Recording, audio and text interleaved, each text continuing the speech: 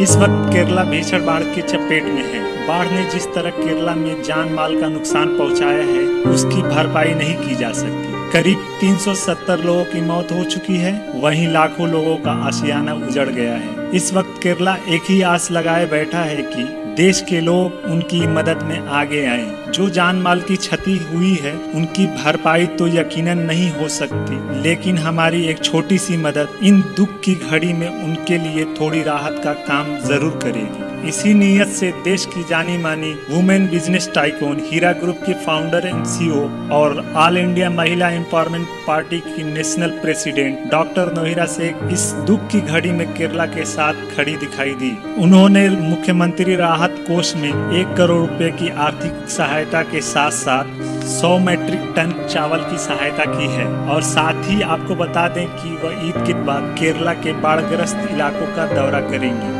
उन्होंने यह भी घोषणा की है कि इस बाढ़ में जिन महिलाओं ने अपना घर और जिन बच्चों ने अपने माँ बाप को खोया है, उन सबके लिए शेल्टर होम की व्यवस्था की जाएगी। आपको बता दें कि इस तरह का यह पहला मौका नहीं है जब डॉक्टर नोहिरा शेख देश के लोगों की मदद के लिए आगे आई। इससे पहले चाहे वो उरी अटैक में शहीद जवानों के परिजनों के साथ खड़ा होना, चाहे कर्नाटक की आंगनबाड़ी की समस्याओं में उनका साथ देना, ऐसे देश हित के कामों में डॉक्टर नोहिरा शेख हमेशा आगे बढ़ चढ़कर हिस्सा लेती हैं, जो सराहनीय है।